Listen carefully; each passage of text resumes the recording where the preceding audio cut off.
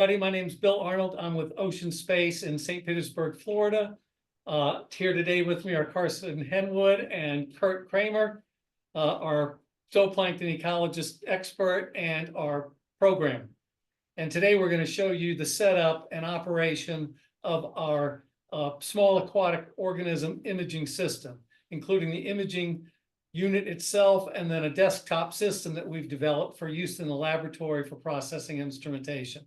So the first thing I want to show you, this is our Pelican case with the unit, the imaging unit contained inside. This is for travel. It's easy to carry. It weighs, the unit itself weighs about 20 pounds, and then the weight of the Pelican case, which is 10, 15 pounds. So the whole thing is less than 40 pounds and easily transportable and readily accepted by the TSA. So we never have any trouble checking this when we fly. We've flown all over the country with it. So we just pop open our Pelican case and take out our computer cable and power cords. And then we always take out the first level of the foam inside and pull out our unit. And this is our optical imaging unit. You see it's got two controls. One is for the backlight and one is for the front light. This enables the user to adjust the relative intensity of these two LED lighting systems to best illuminate the organisms that they are processing at that time. And even within a user, that can change depending upon whether they're doing very densely colored organisms or translucent organisms. So that's an important consideration. This is a flow-through system. It can flow either direction. We commonly have the inflow coming in from the light control side, and then the exflow goes out there. Inside here is a high-speed line scan camera. This is not a frame grabbing camera. This is a line scan camera that we operate from anywhere like 12,000 lines per second to as much as 30,000 lines per second, depending again upon your setup, your water flow rate, your lighting, your organism type, perhaps turbidity, although turbidity is really not an issue with this, et cetera, et cetera. And these are the things that the individual user has control over to adapt to each individual operation that they are undergoing. If they're out in an open ocean with very clear water versus an estuary versus a stream, whatever it may be. So that's really the instrument itself. It's not complicated. It's got an imaging chamber in here, and the water, the organisms in the water flow through that imaging chamber. And when they're being captured by the line scan camera, the width of the imaging chamber is 10 millimeters. And that 10 millimeter width controls the maximum size of the organism that can go through there. And I always emphasize, it's not the length and height that control it. You could have a very, very long organism like a pipefish, or a tall organism like a look down or something like that. As long as it's less than 10 millimeters wide, it'll go through there. So we put shrimp through there, and like I said, you could put a 40 millimeter, 60 millimeter, 80 millimeter pipefish through there, as long as it's not wider than 10 millimeters. So that's basically the constraining size component of the instrument. So then we move the unit out of the way, get the Pelican case out of the way, and we're going to set the instrument up on our the table we're using today. Now the next part of this is the desktop system. Got it right over here. So this is it. This is our desktop system contained within a bag. Everything you need is in this bag. You just carry it right on. It probably weighs, I haven't weighed it, I should, but probably around 20 to 25 pounds. And you can put it in the overhead. So it is, and I've done it before, so it's very easy to transport. And that's helpful for us when we're visiting potential clients, but it's also helpful for somebody that wants to work with another lab and take this instrument with them. So it's very handy to have this thing easy to carry, easy to pack, and easy to unpack. And now we'll show you the unpacking. Let's move this back for a second.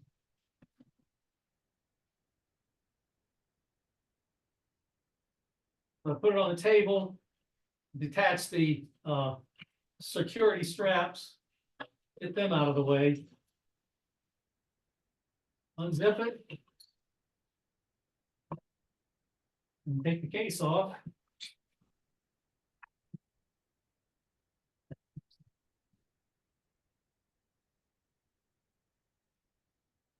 And this is the desktop system. Yes, we always carry a few towels around with us.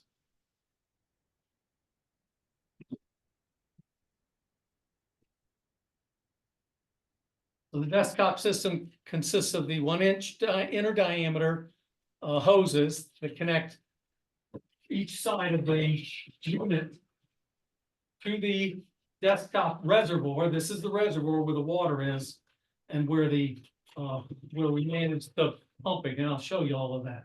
This is a cleaner for the imaging chamber. It's a 410 shotgun cleaner, so it's available at any Walmart. We supply them with the unit, but you can always get more brushes, and it just goes right in the unit. And we'll show you this, and you can brush it up and down to make sure that the windows are clean. This is our filter box. This one we've mounted with 330 micron mesh screen. So, and I'll show you all this too. When you inject the sample, it comes back into here. It never sees the pump. The water flows out. Organisms that are larger than 330 micron mesh are captured in here. And then you pop the top off, and they're tight. And you retrieve your sample. So you can run samples and image them and then recapture them and put them back on the shelf if you've got them preserved or something, if you want to run preserved samples with essentially no damage, because passage through the imaging chamber is very benign. The organisms are hardly affected. Okay, so we got the hoses out. This is our injection manifold that we use to put the organism sample in. We just pull the syringe out. We put the organisms in here, put this in, and gradually inject them into the flow stream. And again, we'll show you all of this. This is just a one-way valve that makes sure you don't get any backwash that will be attached. And then we have a control valve with which you can control the speed of water flow, which is handy because, you know, especially if you're doing color images, and we're going to show you our mono black and white unit today, but we also have a color unit. And with the color unit, we generally flow at lower speeds. So this coupled with the Keon's flow meter allows you to precisely control flow rate, or pretty precisely control flow rate through the system, so you can manage your flow rate to your camera scan rate, which is very important to make sure you're getting good images. So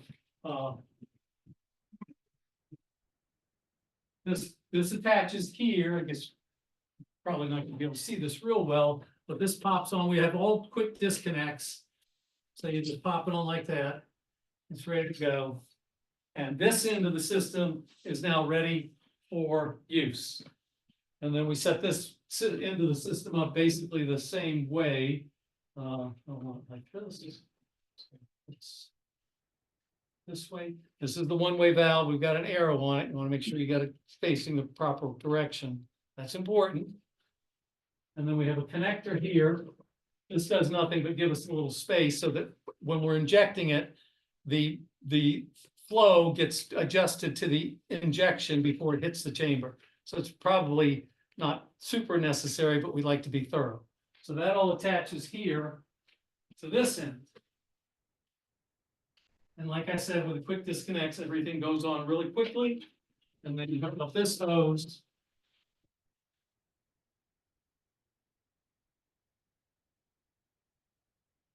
And the system's ready to go. It's just missing two things. One is we've got it in the hole on the table. So when we like to put some tops under it just for extra security. So there it is. Now the system's set up. The pump is in there. This is a pool cover pump, so it will work with water depths of like 5 millimeters or so. We put more water than that in there, but it is for very, very shallow waters. And that comes in here. So we hook that into the effluent, the outgoing water.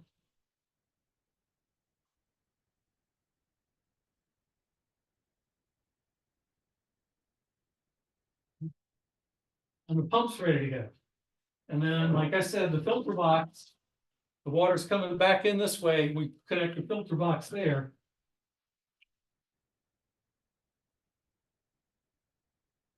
Make sure the valve is open. That would be a problem. And now your organisms are going to get injected right there with the syringe manifold. The water is being pumped by the pump. It goes through the organisms come into the syringe. They go through the imaging chamber. they come back and they're captured by the filter box. So they never see the pump. So they're not going to get damaged by going through the pump. And like I said, you lock this thing down, you collect your sample, and then you can retrieve it and re-preserve it if that's what you're doing, depending upon what your application is. So then we plug this in.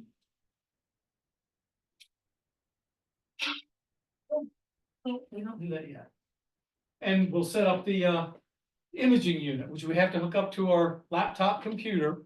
And a laptop computer is part of the system. It's an extra cost, but the laptop actually contains our proprietary software, which is the strength of the system is this beautiful software system. So we hook that up, and that's what Kurt's doing, and that allows us to control the imaging unit and also to capture the images, process the images, and et cetera, et cetera. Everything we need to do is done with that. So that's all ready. I got like 4 gallons of fresh water in here. We're just using fresh water today. Now that's one thing you would want to use if you're working with marine organisms. You would probably want to have, although it's not absolutely essential, salt water to prevent any osmotic issues. But for preserved samples in the short term they're in it, it's probably not going to make much difference. So we fill the reservoir up with water. Well, we don't fill it up. This is more than enough water. Because the controlling factor is the operational depth of this pool filter cover pump. And that's not very much. So we've got plenty of water in here now. And the pump system itself is ready to go. Everything's open. So you can plug the pump in. Now, sometimes the pumps can be a little resistant. They do this a lot. But once they get cranked up, they do great. So sometimes I just fiddle with the impeller.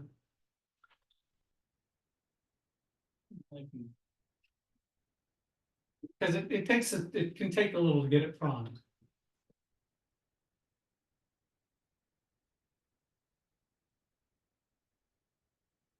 You gotta get that pocket there. There we go. But that's it.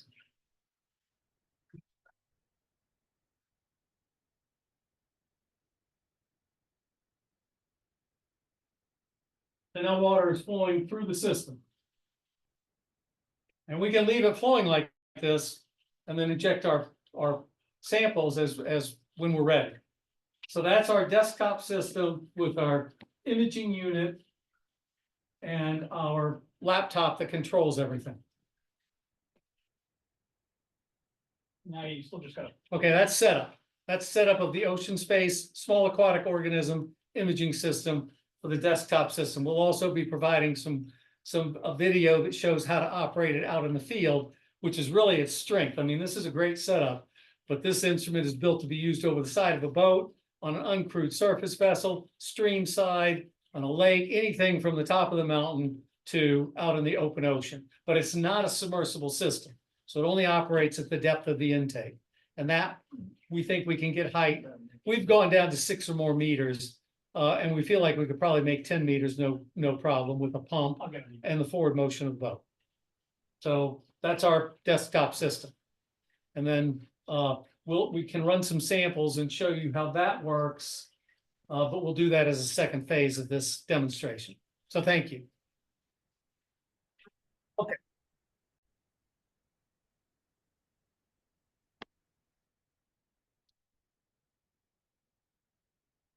It's recording.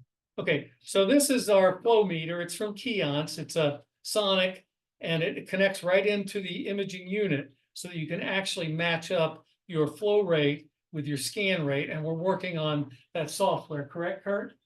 We're developing the software code to integrate these. And that will enable you, whether you're in the laboratory just trying to adjust your scan rate, or you're out in the field and you want to know how much water you actually sampled, you can get a very precise. Sorry, folks, that was my alarm. Oh, that's my alarm for the parking meter. So you know exactly how much water has flowed through the system, which is critical. You know, they put these propeller flow meters in there, and they're so inaccurate and they never work properly. This thing works will give you the exact amount of water that you have sampled. All right, so that was that part. I probably totally screwed it up with a Fleetwood Mac and all that stuff, but while they're doing this, I gotta run down and put some money in the meter. That'll only take me a few minutes. Do we, I'm just gonna pause it. Okay, now it's recording. Okay. So the application is this right here, just counter application. I start it up. It takes several seconds to start up. It's connecting to the camera. It makes sure that there's really a camera there. If it's not, it tells you there's no camera there. And I operate in a full screen mode. That little connected says it's letting you know it's connected down there, right here. It's letting you know it's connected at a gigahertz, which is what you want. And one of the things you have to do when you first turn on the system, on collecting visibility tab, you want a line that already looks like this. It's already this way because I calibrated it earlier, but the calibration process is nothing more than tapping this button here. And it's doing a quick search to try to get the line that you're looking at right now. So, and it's calibrating its, crops also. So I'm gonna pop a little crop line thing. So it's cropped because the imaging chamber actually cuts off just a bit of the line scan on both ends. So you want to know what those points are.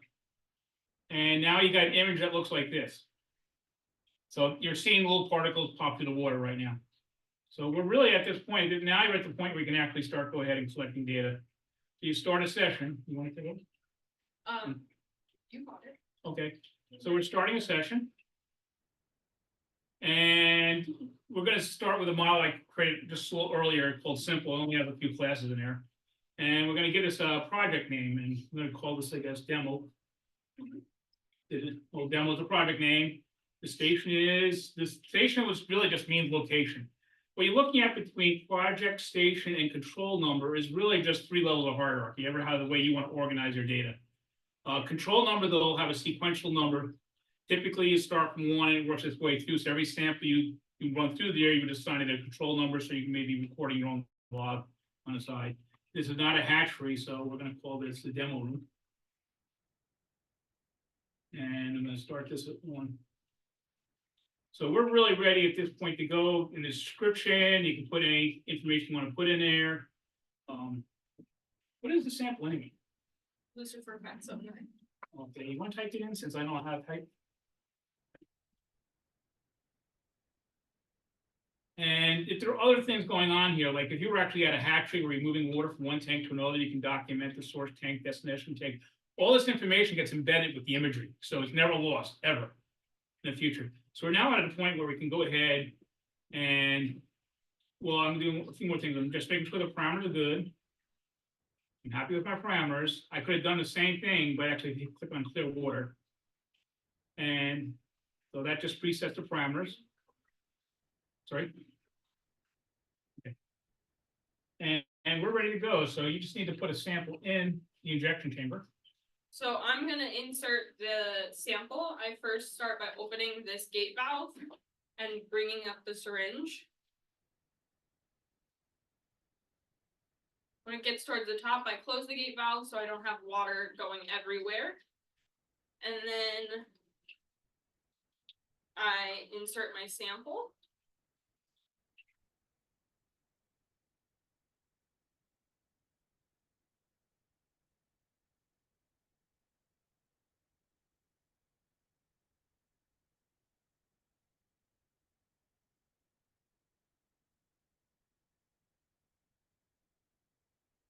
I put the syringe back on top, and then I make sure that Kurt is ready to start.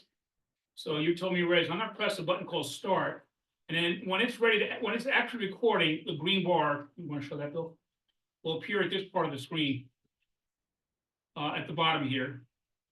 Where it says connected, it'll actually turn green saying recorded. It's building, okay, it's recording now. So then I can open this gate valve back up and slowly inject the sample. We usually flush the syringe a couple times just to make sure we got everything in it.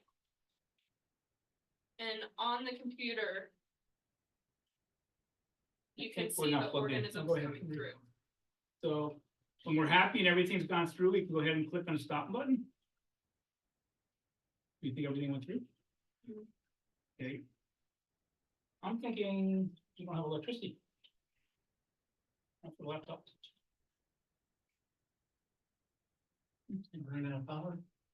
No, it's a low system resources.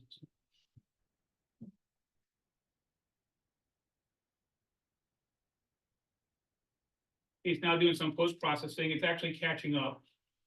I probably could have had a little better parameter set up for this case. Because it recorded a lot of the noise in the background, so. I'll show you after.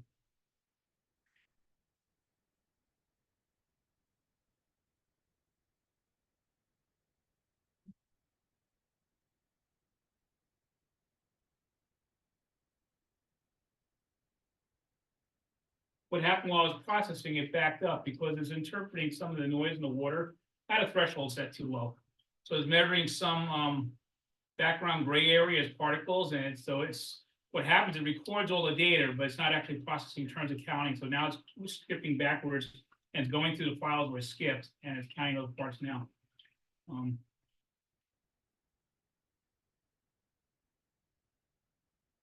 So if you notice here, these are little gray areas you should not have been counting those. Those are noise areas. It's actually saying noise. It's recognizing as noise. So.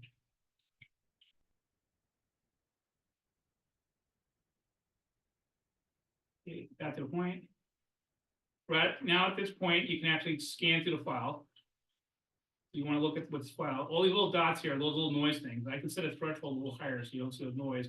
But if you want to see what you see by class, are we sharing the screen yet? Yeah. Okay, cool. Each one of these represents a potential class that thinks it is. So we have to go through now. At this point, it's probably made a lot of mistakes because I put this classifier together real quick this morning. So, like if you went into larvation, I doubt these are all larvations. What is in there anyway? It's just Lucifer. Oh, okay, let's see. Well, those are Lucifer sonars, so Yeah.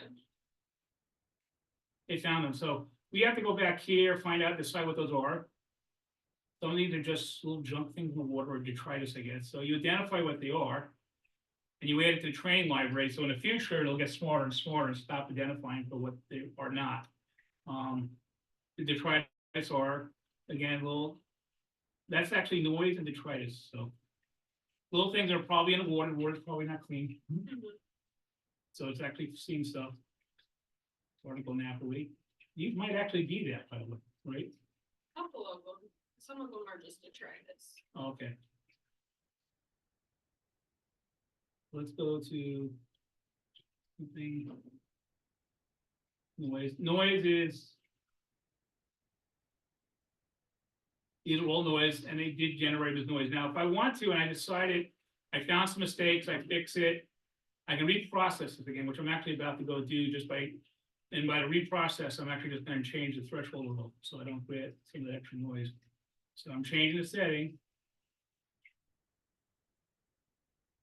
Changing that to 31. This is a intensity threshold before decide to bother looking at a pixel. And just say go ahead and I'm now actually reprocessing the sample again.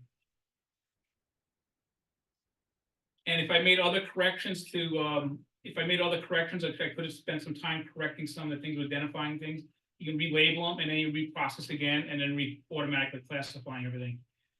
Whenever you change a label, it remembers whatever you label, it becomes what's known as validated. You did get the text on, it's identifying. Yeah. See what I think.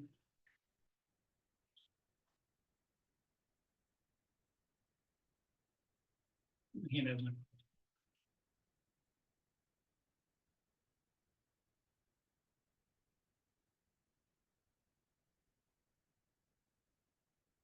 The green bar on the top working its way across is actually just it's scanning through the file. In effect, it's playing back this file as if it's the camera. Which, by the way, anything we ever record in the past, we can always replay again.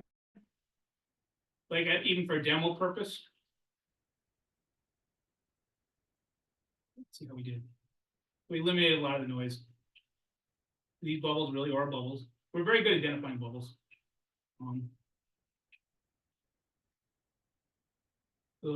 That's in that way, right?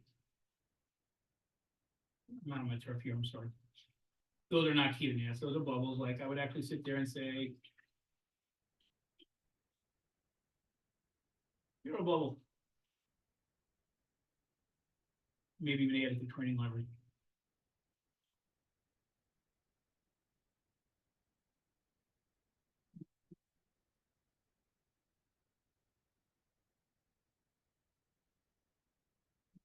That's a taxonomy, right?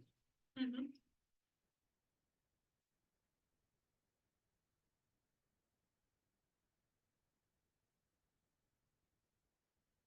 So this is the part where you go through and you can relabel, known as Kurt said, validation.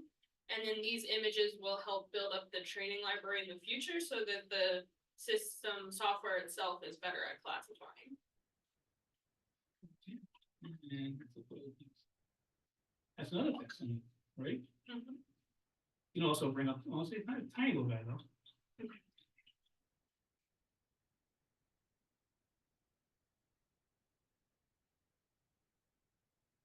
But that's all the processes of running a sample. So now I would actually start going through a process of relabeling data and then reprocessing. It's an iterative process, you do it over and over and over again, until you get the training library to sort of match the environment that you're working in. Mhm. And one of the things we need to do is we have about 60 classes that we got fairly good examples for now. But we really need to get a big library. The more we get, the more examples, the greater variety of classes we get, the more precise the classifier can get. And the quicker to then be able to learn even more examples. So, But not every organism needs to be validated, just a subset, and then the software will learn and do the rest. yeah, I would almost say it's a 20 give it a tail, but really just a bubble, right? Just a bubble. Yeah. Okay. I mean, I think that's the end of our spiel. We can That's stop. pretty much the end of the spiel for right now, so.